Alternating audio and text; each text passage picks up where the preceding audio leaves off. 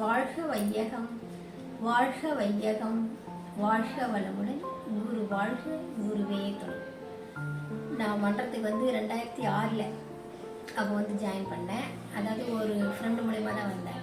எனக்கு பிரச்சனை அதெல்லாம் எதுவும் கிடையாது, நல்லா இருக்கேன். நான் உடம்பு சுகர் அது அப்படி இருந்துச்சு, அதிகமாக இருந்தது. அதுக்கப்புறம் படிப்படியாக குறைஞ்சி இப்போ நார்மலுக்கு, அதாவது கரெக்டாக நார்மலுக்கு கொண்டு வந்துட்டேன். இந்த எக்ஸசைஸ் பண்ணி எனக்கு ஆசை என்னன்னா தொண்டு செய்யணும்னு.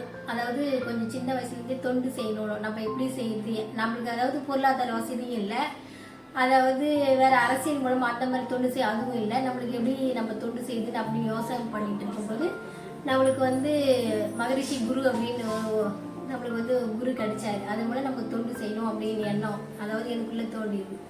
அதனால் இந்த மன்றத்தின் மூலமாக இப்போ நான் எல்லா விதத்துலையும் நம்ம சௌகரியமாக இருக்கிறோம். நாங்கள் மகரிஷி ரொம்ப நான் அவரை எப்பவுமே எது செஞ்சாலும் அருள் காப்பு போட்டுக்கிட்டு, எந்த வேலை செஞ்சாலும் மகரிஷி கூடவே பிடிச்சின்னு அருள் காப்பு போட்டு எல்லா வேலையும் எது செஞ்சாலும் அவர் கூடவே. அதாவது என் உடம்புல எந்த பிரச்சனையும் கிடையாது, எல்லாமே நான் நல்லா சௌகரியமாக இருக்கேன். வாழ்க்கை